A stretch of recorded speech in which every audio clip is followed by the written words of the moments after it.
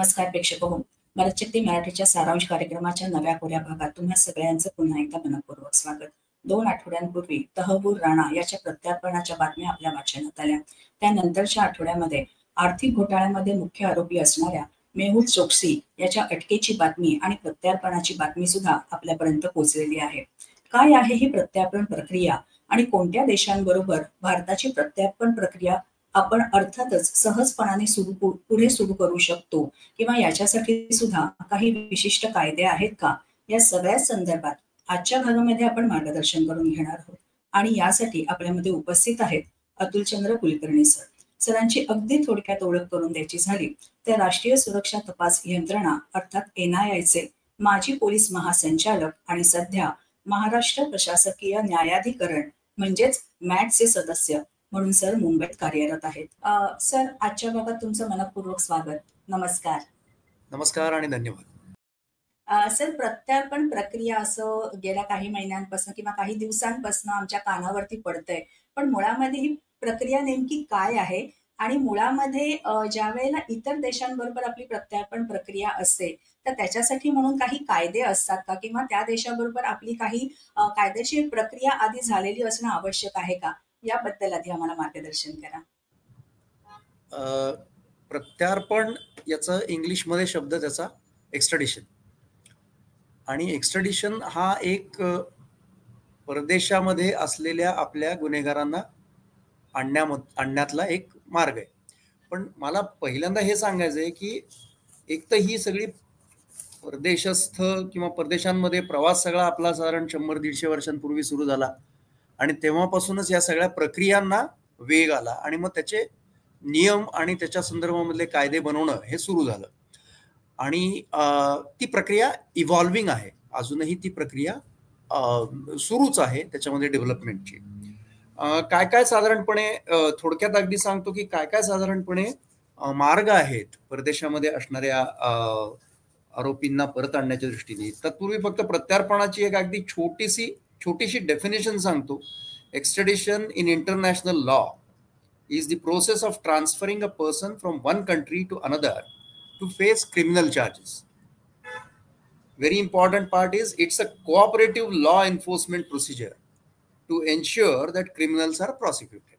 So अगदी simple शब्दांमध्ये मी मुद्दाहून हे सांगतोय.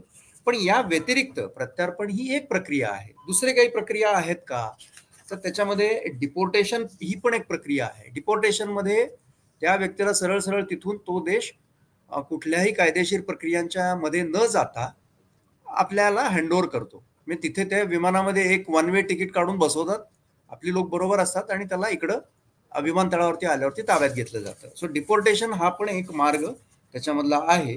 आणि या व्यतिरिक्त ज्या वेळेला आपल्याला अन्य देशांकडून कुठल्याही पद्धतीची मदत हवी असते त्यावेळेला इंटरपोलचे काही टूल्स आहेत. रेड कॉर्नर नोटीस म्हणायचो पूर्वी आपण त्याला, आणि अन्य त्यांच्या notices, blue notice, yellow notice वगैरे वगैरे. त्याच्यानंतर म्युच्युअल लीगल असिस्टन्स ट्रीटीज या देशांबरोबर, आपल्या वेगळ्या वेगळ्या देशांबरोबर असतात, ज्याच्यामध्ये आपण त्यांना कायदेशीर सहकार्य मागू शकतो.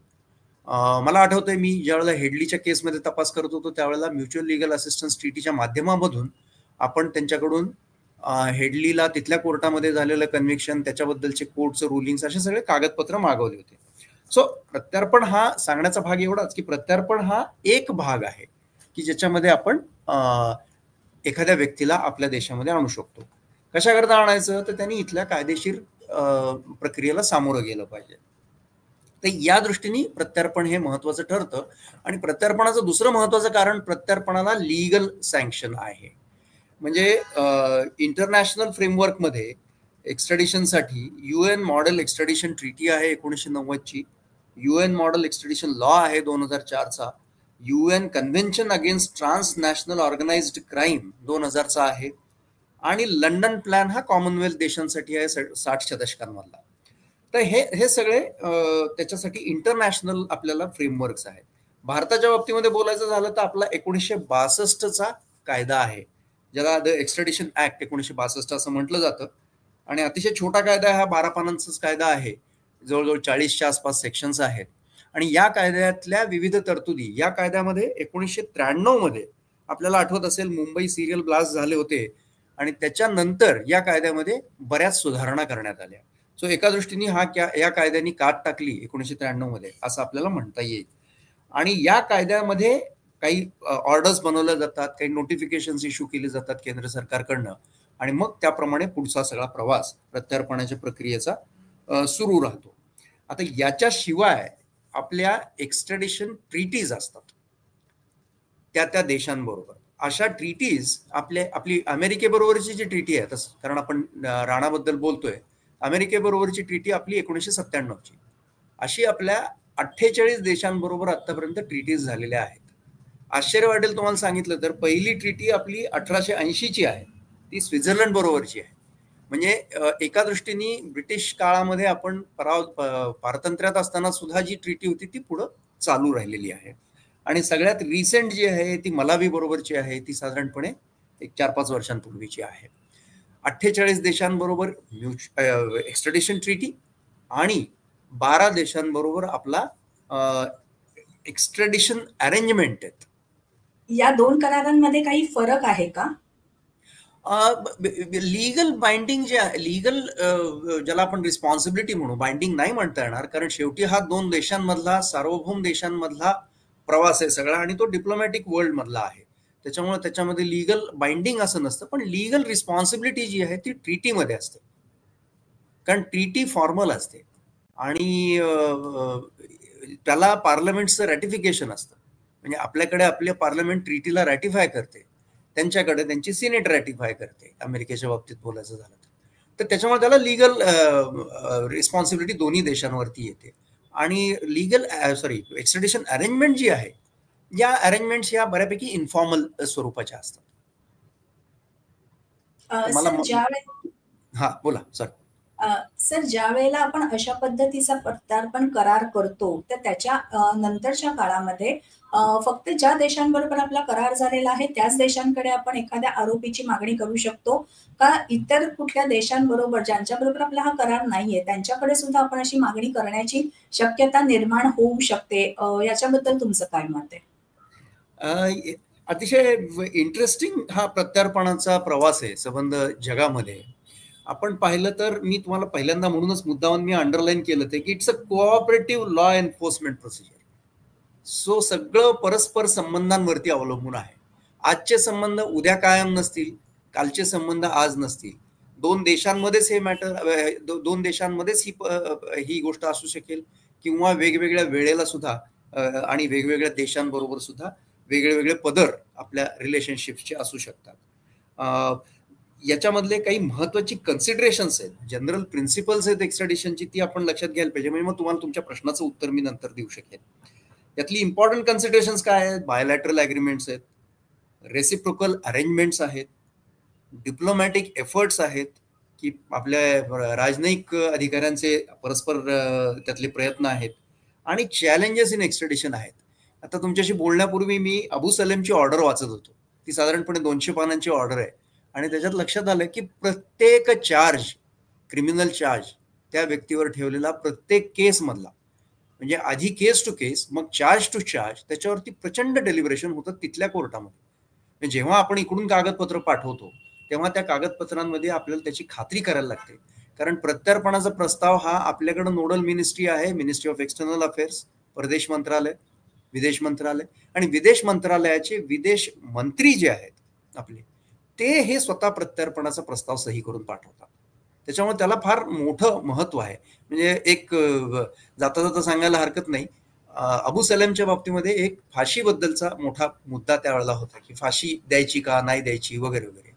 आणि त्यावेळेला सॉव्हरीन अश्युरन्स तत्कालीन उपपंतप्रधान लालकृष्ण अडवाणींनी दिलेला होता त्या देशाला, की आम्ही यांना फाशी देणार नाही. सो फार इंटरेस्टिंग याच्यातले हे आहेत. आता जनरल प्रिन्सिपल्स काय आहेत एक्स्ट्रॅडिशनची, ती पण थोडक्यात मी सांगतो आपल्याला. Principle of double criminality. Double criminality म्हणजे काय, तर हा जो आपण गुन्हा म्हणतोय, ज्याच्याबद्दल आपण त्यांना सांगणार की याच्यावरती हा गुन्हा आहे आणि तुम्ही याला आमच्याकडे पाठवा, तर तो गुन्हा हा त्या देशामध्ये सुद्धा गुन्हा असला पाहिजे आणि आपल्याकडेही गुन्हा असला पाहिजे. So principle of double criminality. दुसरं एक प्रिन्सिपल आहे प्रिन्सिपल ऑफ स्पेसिफिसिटी किंवा प्रिन्सिपल ऑफ स्पेशालिटी. याचा अर्थ काय, आपण प्रत्यार्पण प्रस्तावामध्ये जे त्याच्यावरती आरोप केलेले असतात की ज्या आरोपांमध्ये आम्ही त्याच्यावर कोर्टामध्ये आमच्या कारवाई करू, त्या आरोपांच्या बाहेर जाता येत नाही. म्हणजे इथं येऊन तुम्हाला नव्याने चार्ज किंवा नव्याने कुठल्या कोर्टासमोर त्याला हजर करता येत नाही त्या व्यक्तीला. त्याच्यानंतर प्रिन्सिपल ऑफ मिनिमम सिरियसनेस, म्हणजे कुठल्याही गुन्ह्यामध्ये आपल्याला फ्रिव्हलस गुन्ह्यांमध्येही मागता येणार नाही. त्याची कायद्यातली तरतूद अशी की 1 वर्ष तरी कमीत कमी त्या गुन्ह्याला शिक्षा तुमच्या देशामध्ये आणि त्या देशामध्ये असली पाहिजे. एक तर तो गुन्हा दोन्ही देशांमध्ये असला पाहिजे, आणि दुसरी महत्वाची गोष्ट म्हणजे त्याला कमीत कमी 1 वर्षाची शिक्षा असली पाहिजे. ह्युमन राईट्स हा फार मोठा अँगल प्रत्येक आरोपी घेतात. नीरव मोदींनी घेतले होते. मला आठवते त्यावेळेस मी प्रिझन डिपार्टमेंटचा महाराष्ट्राचा हेड होतो, आणि त्यांनी प्रिझन सिस्टम इथली बरोबर नाही आहे वगैरे वगैरे आपल्याकडे जे वृत्तपत्रांमध्ये बातम्या येतात ना, याची कात्रण त्यांनी त्या कोर्टामध्ये दिली की कसं प्रिझनमध्ये सगळं प्रशासन गडबड आहे. म्हणजे आपल्याकडच्या वृत्तपत्रांनी सुद्धा कुठल्याही गोष्टी कव्हर करताना किती जबाबदारीने त्या केल्या पाहिजेत हे लक्षात येऊ शकतं. सो ह्युमन राईट्स प्रोटेक्शन त्यांनी असंही प्रोजेक्ट केलेलं होतं. अबू सलेमनी प्रोजेक्ट केलं होतं की मी मुस्लिम आहे म्हणून माझ्यावरती जास्त कारवाई इथे होईल, कडक कारवाई वगैरे वगैरे. So human rights consideration protection. Principle of citizenship. काही देश असे आहेत की जे सिटिझन्सना त्यांच्या एक्स्ट्राडाइट करत नाहीत, प्रत्यार्पण त्यांचं करत नाहीत, त्यांच्यावरती ते तिथेच कारवाई करतात जे काही त्यांच्यावर आरोप असतील ते. सो प्रिन्सिपल ऑफ सिटिझनशिप हे एक आणखीन एक प्रिन्सिपल आहे. आणि प्रिन्सिपल ऑफ प्रूफ हे तर सगळ्याच केसेसमध्ये आहे. म्हणजे तुमच्या त्या देशांबरोबर ट्रीटी असो नसो, की तुमच्याकडे सफिशियंट प्रायमा फेसी एव्हिडन्स आहे का, सकृत दर्शनी पुरावा हा तुमच्याकडे पुरेसा आहे का, हे तिथेही पाहिलं जातं, इथेही पाहिलं जातं. आपल्याकडून प्रस्ताव राज्य सरकार गृह मंत्रालयाला पाठवतात, तिथे त्याची छाननी होते. त्याच्यानंतर विदेश मंत्रालयाला पाठवलं जातं, तिथे छाननी होते, आणि नंतर ते परदेशामध्ये जातं. सो तिथे पण त्याची छाननी होते, तिथल्या कोर्टात जातं, तिथे छाननी होते.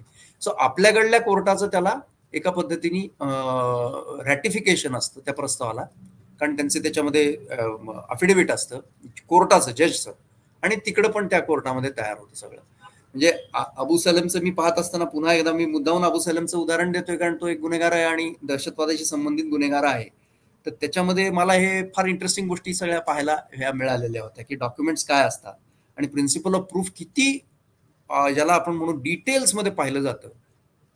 प्रिन्सिपल ऑफ रेसिप्रोसिटी पण महत्वाचं आहे की त्या देशाला तुमच्याकडून काय हवंय का काही, आणि तुम्ही त्या देशाला काय देताय. सो क्विड प्रो क्वो असतो त्याच्यामध्ये, की परस्पर देवाणघेवाण त्याच्यामध्ये असते. सो ही सगळी प्रिन्सिपल्स त्यातली महत्वाची आहेत.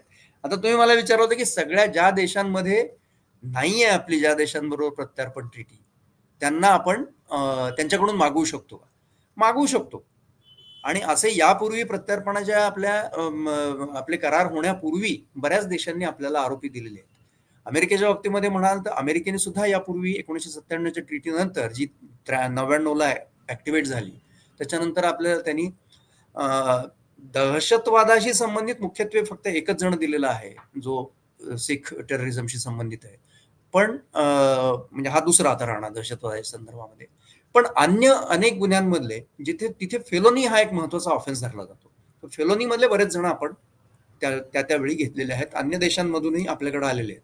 म्हणजे गेल्या 5 वर्षांमध्ये साधारणपणे आपण 23 जणांना अनेक देशांमधून इथे आणू शकलेलो आहोत. याच्यामध्ये मी आधार घेतलाय पार्लमेंटमधल्या आपल्या उत्तराचा, गृहमंत्र्यांच्या.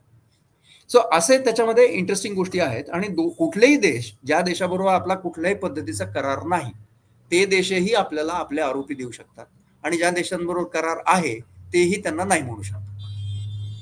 सगळं जर आहे आणि सगळं फार अतिशय फ्लुइड आहे.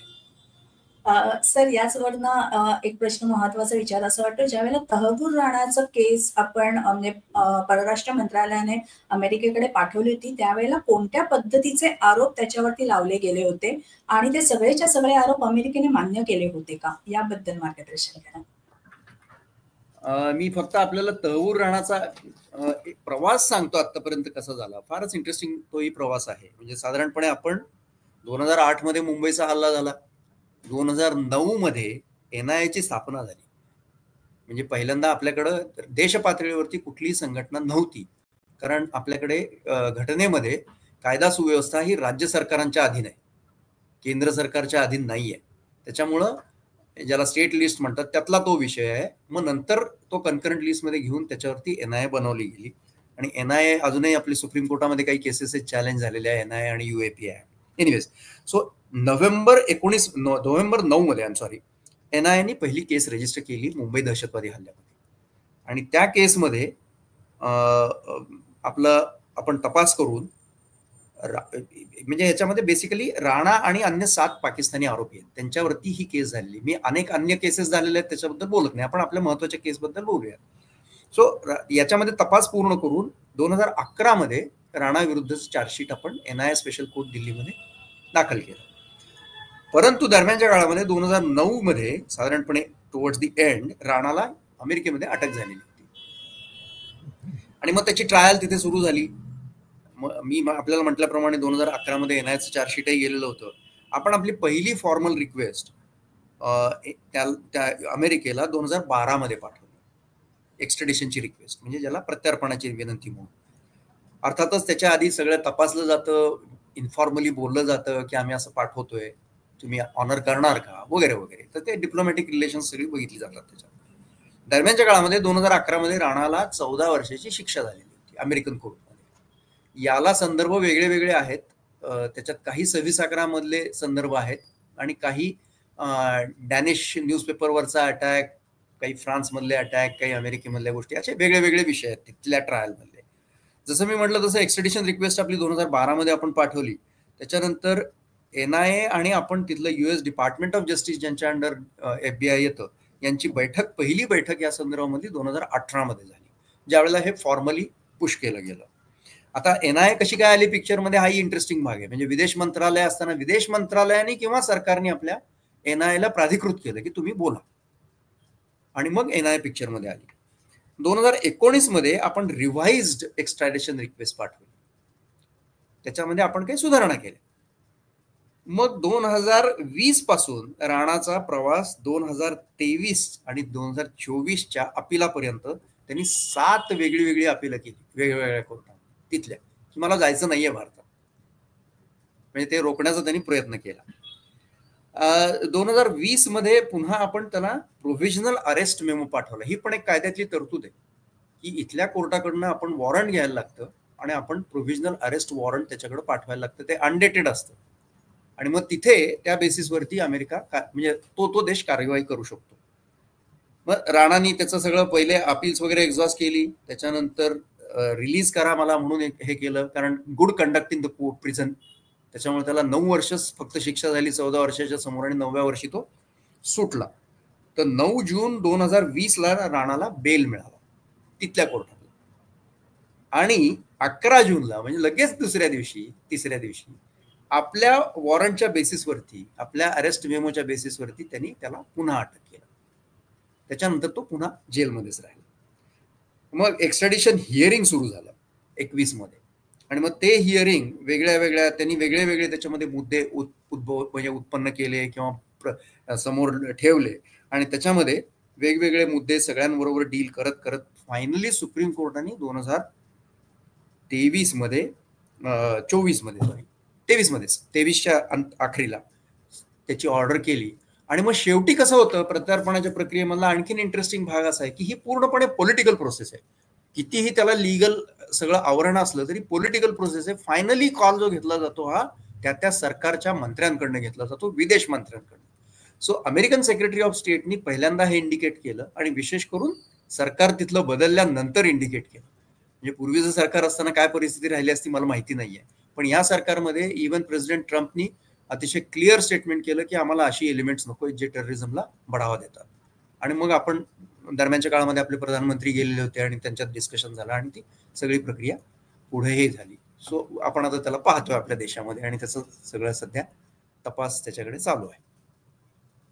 सर, ज्या वेळेला आपण तहव्वूर राणाला ताब्यात घेतलं आणि त्याच्या अगोदर अमेरिकेला त्याच्यावरती कोणकोणत्या प्रकारचे आरोप आपण भारतामध्ये लावणार आहोत हे कळवलं होतं, केवळ आणि केवळ त्याच आरोपांची आता भारतामध्ये चौकशी होणार आहे का, त्याच्यापेक्षा काही वेगळे आरोप जर आपल्याला सापडले तर त्याचीही आपण चौकशी करू शकतो? हे याच्यावरती कसं असतं, ज्याला आपण लियन म्हणू इंग्लिशमध्ये, असं या आरोपीवरचं लियन अमेरिकेचं.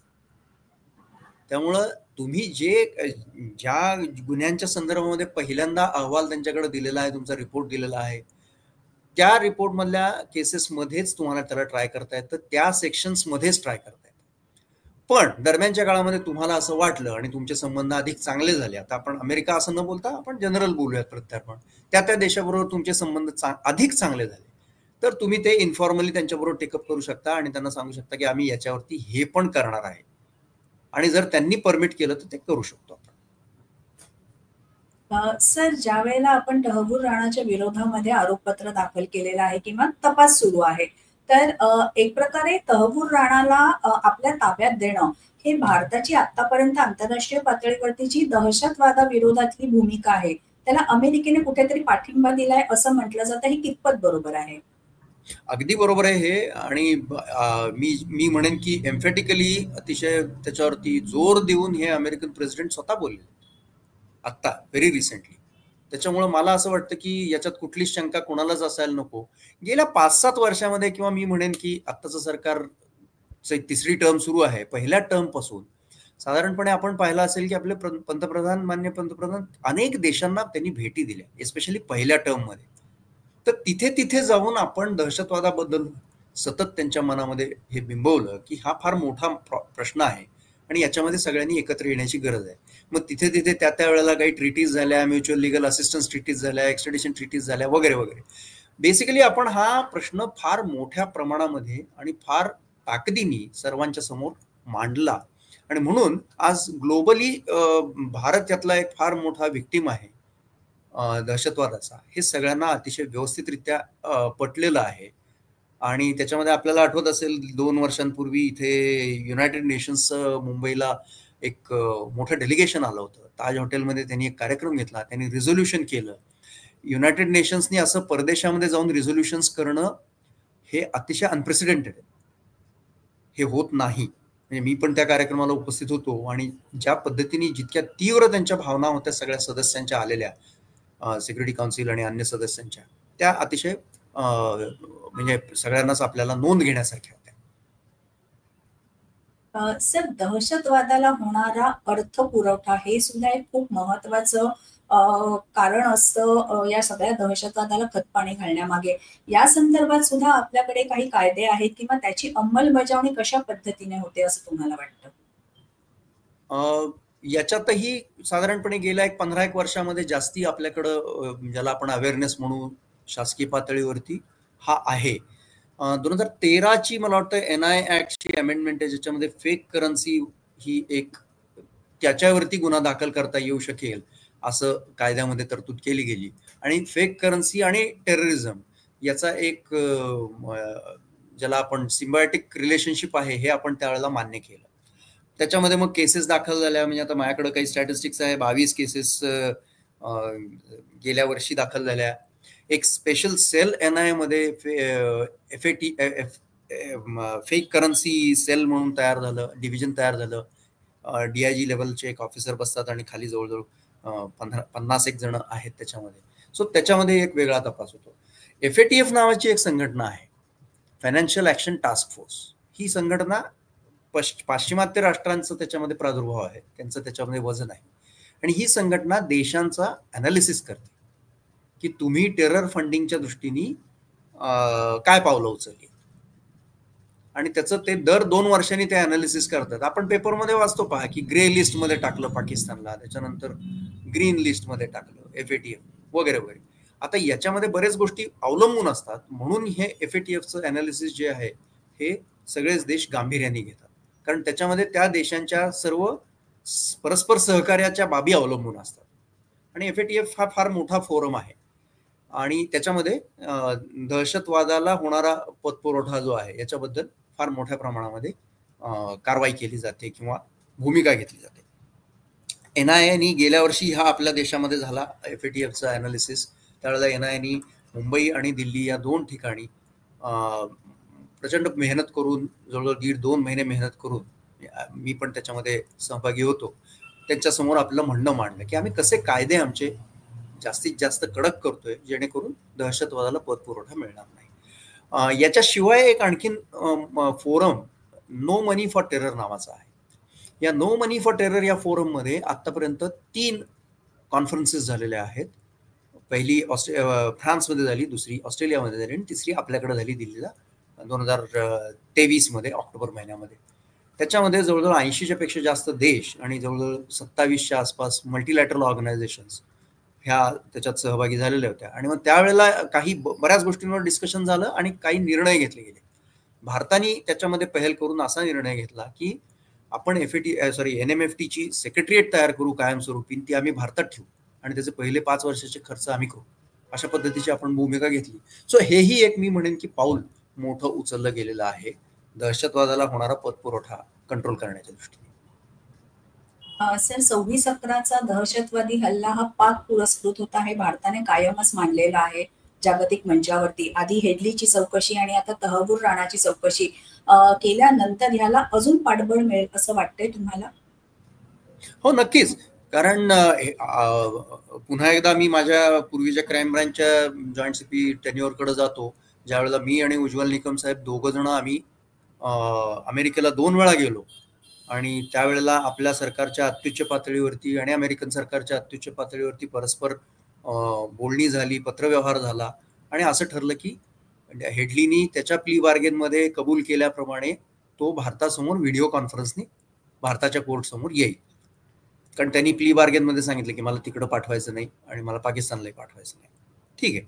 आणि 35 वर्षाची शिक्षा आहे.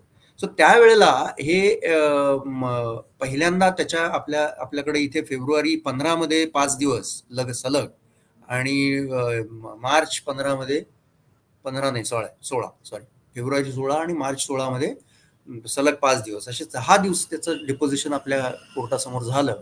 आणि त्याच्यामध्ये त्यांनी पाकिस्तानचा जो स्टेट रोल आहे, तोपर्यंत पाकिस्तान असं म्हणत होतं की आमचं स्टेट ऍक्टर्स नाही आहेत, we are not there in Mumbai terror attack as a state, non state actors आमच्याकडे आहेत, काही दहशतवादी आहेत, त्यांनी ते काम केलं.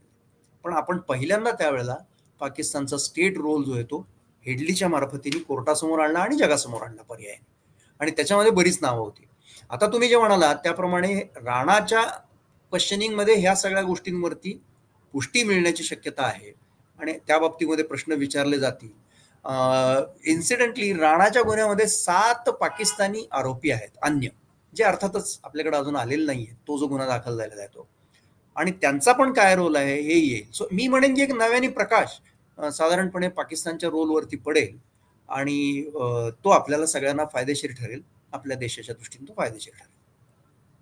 प्रत्यार्पण करार झाल्यानंतर ज्या वेळेला आपण आरोपीला ताब्यात घेतो किंवा भारतामध्ये आणतो, तर अशा आरोपींची शिक्षा नेमकी काय असेल? म्हणजे फक्त जन्मठेप याच्यावरतीच थांबतात का फाशीची शिक्षा सुद्धा त्याला सुनावली जाण्याची शक्यता निर्माण होऊ शकते? पुन्हा मी एकदा अबू सलेमच्या प्रत्यार्पण कराराकडे जातो आणि त्याच्यामध्ये त्या कोर्टाने तिथल्या पोर्चुगलच्या डिस्कस केलेला आहे हा विषय. कारण आपण शिक्षा काय आहेत हे तर त्यांना आपण लपवू शकत नाही. म्हणजे समजा त्यावेळेला टाडा हा कायदा अस्तित्वात होता, तर टाडाखाली जर कलम जी आहेत सेक्शन्स ती डिस्कस केली जातात कोर्टामध्ये फार थ्रेडबेअर. त्याच्यामध्ये जर आपल्याकडं शिक्षा फाशीची असेल तर आपल्याला हे अंडरटेकिंग द्यायला लागतं की फाशीची शिक्षा आम्ही देणार नाही, लाईफ इम्प्रिझनमेंटची शिक्षा देऊ. आणि त्याच्याकरता एक आपल्या एक्स्ट्रॅडिशन ऍक्टमध्ये कलम सुद्धा आहे की ज्या देशांमध्ये फाशीची शिक्षा मान्य नाही आहे त्या देशांमध्ये आपण त्याचं लाईफ इम्प्रिझनमेंटच्या दृष्टीने कमिटमेंट देऊया. त्याच्यामुळं शिक्षा त्यांना कुठली होऊ द्या, ती शिक्षा. आणि आपण हे पण म्हटलं अबू सलेम मध्ये की आमची कोर्ट्स इंडिपेंडंट आहेत, आमचं कोर्ट हे बांधील नाही आहे राजकीय निर्णयाला किंवा शासकीय निर्णयाला. त्याच्यामुळे कोर्ट कदाचित फाशीची शिक्षा देईल, पण सीआरपीसीचे सेक्शन्स, त्यावेळेचे सीआरपीसीचे आणि आत्ताच्या BNSSचे सेक्शन्स, BNSSचं सेक्शन आहे 473 आणि 475 AB आणि पूर्वीचे सेक्शन 432-33 सीआरपीसीचे. याच्यानुसार केंद्र सरकारला पॉवर्स आहेत शिक्षा कमी करण्याच्या. सो आपण तो स्टँड घेतला की आम्ही ह्या सेक्शन्सचा वापर करू आणि आम्ही त्यांची शिक्षा फाशीची न मिळेल अशी व्यवस्था करू. सो असे ते इंटरेस्टिंग त्याच्यातले फार मोठे मोठे पदर आहेत सगळे. सर, अर्थातच मागच्या आठवड्यामध्ये परत एकदा प्रत्यार्पण प्रक्रिया कानावर पडली, ती मेहुल चोक्सीच्या अटकेनंतर. खरोखर त्याच्या बाबतीतही प्रत्यार्पण प्रक्रिया सुरू होऊ शकते का? कारण काही रिपोर्ट्स असेही आहेत की नाही होऊ शकणार, त्याला काहीसा वेळ लागेल हा आपण मुद्दा जरी ग्राह्य धरला तरी ती होऊ शकेल का, हा महत्वाचा मुद्दा आहे. त्याच्यातले तज्ज्ञ म्हणून तुम्हाला काय वाटतं? जसं मी पूर्वी म्हणालो तसं प्रत्यार्पण ही दोन देशांमधली डायनामिक रिलेशनशिपचं आउटकम आहे. त्याच्यामुळं बेल्जियम बरोबर आपला करार आहे का? आहे. प्रत्यार्पणाचा करार आहे. पण तरीही सॉव्हरीन देश असल्यामुळे बेल्जियम ते नकारू शकतं त्याला आपल्याकडे प्रत्यार्पण करण्याचं. पण आपले प्रयत्न पूर्ण राहतील आणि त्याच्यामध्ये आपण त्याला आणण्याचा प्रयत्न करू. प्रत्यार्पणाचा प्रस्ताव पाठवला जाईल, योग्य वेळेला सगळ्या गोष्टी केल्या जातील. पण प्रत्यार्पणाची प्रक्रिया ही फार टाइम कन्झ्युमिंग आहे. म्हणजे आपल्याला त्याच्यामध्ये अतिशय सहनशक्ती दीर्घकाळ ठेवायला लागते आणि मग त्या वेळच्या परिस्थिती बदलानुसार ते देश निर्णय घेतात. म्हणजे आज हो म्हणतात, नंतर नाही म्हणू शकतात, अशी परिस्थिती येऊ शकते. सो आपण वाट पाहूयात की मेहुल चोक्सीच्या बाबतीमध्ये सुद्धा बेल्जियम योग्य तो निर्णय घेईल आणि त्याला आपल्या कायद्यासमोर हजर करता येईल. विजय मल्ल्या हे सुद्धा एक नाव चर्चेत आहे. प्रत्यार्पण प्रक्रियेच्या संदर्भात भारताने प्रयत्न केलेले होते, पण अर्थातच त्यांनी इंग्लंड कोर्टामध्ये कायम याचिका दाखल करून आपले प्रत्यार्पण कसं पुढे ढकलता येईल किंवा त्याला खीळ बसेल याचेच प्रयत्न केलेले आहेत. पण असंही होऊ शकतं का सर?